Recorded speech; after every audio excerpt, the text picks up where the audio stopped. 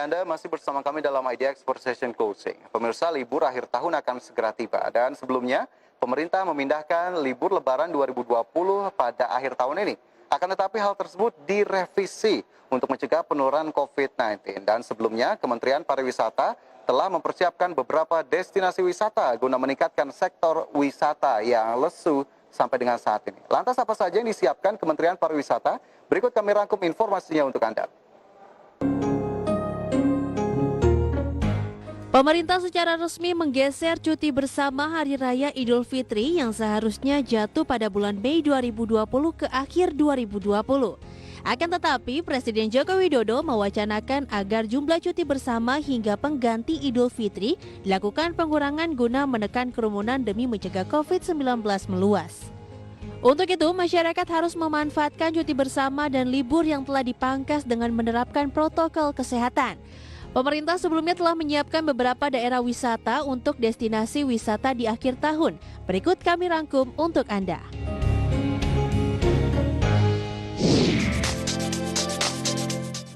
Kementerian Pariwisata bersama berbagai instansi terkait terus melakukan pengembangan terhadap 5 destinasi super prioritas Indonesia yang telah ditetapkan Presiden Joko Widodo. Adapun kelima destinasi itu adalah Danau Toba di Sumatera Utara, Borobudur di Magelang, Jawa Tengah, Mandalika di Lombok Tengah, Nusa Tenggara Barat, Labuan Bajo, Nusa Tenggara Timur, dan Likupang, Minahasa Utara, Sulawesi Utara.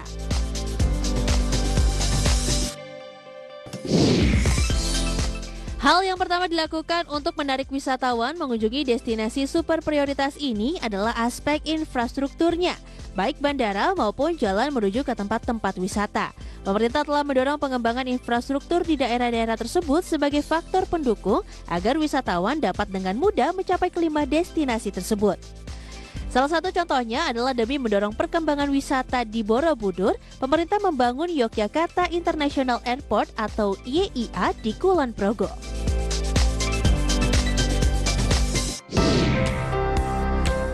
Di destinasi wisata Labuan Bajo, saat ini memang telah tersedia pilihan akomodasi seperti LOB atau Living on Board. Akomodasi tersebut membuat pemirsa merasakan liburan yang berbeda. Pemirsa bisa tinggal di dalam kapal dan menikmati keindahan dan birunya Laut NTT.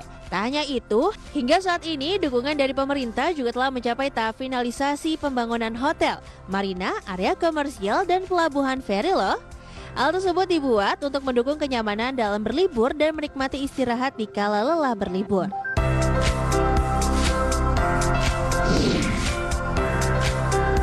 Upaya untuk terus mendatangkan wisatawan terus digalakkan oleh Kementerian Pariwisata atau Kemenpar. Salah satu strateginya mendatangkan wisatawan tersebut adalah dengan menggelar event di beberapa destinasi wisata. Dalam kinerjanya saat ini pemerintah telah membangun berbagai fasilitas kemudahan bagi para wisatawan. Di antaranya yaitu membangun dan mengembangkan akomodasi berupa Glamours Camping atau glamping. Aman Wana di Pulau Moyo adalah salah satu yang menerapkan konsep glamping.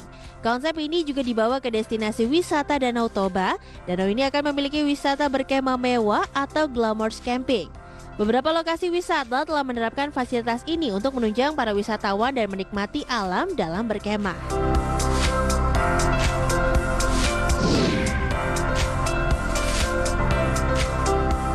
Pemirsa, sudah tahukah Anda jika ajang balap dunia MotoGP tahun 2021 nanti akan digelar di Mandalika? Sirkuit Mandalika ini diklaim sebagai sirkuit jalan raya pertama di dunia untuk perhelatan MotoGP.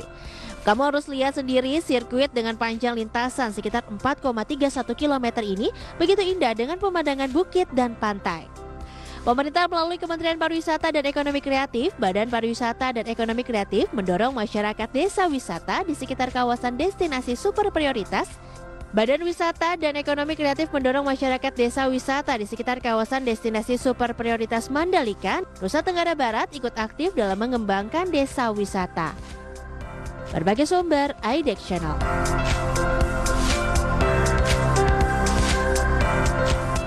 Ya, pemirsa, sejumlah informasi lainnya akan kami hadirkan sesaat lagi.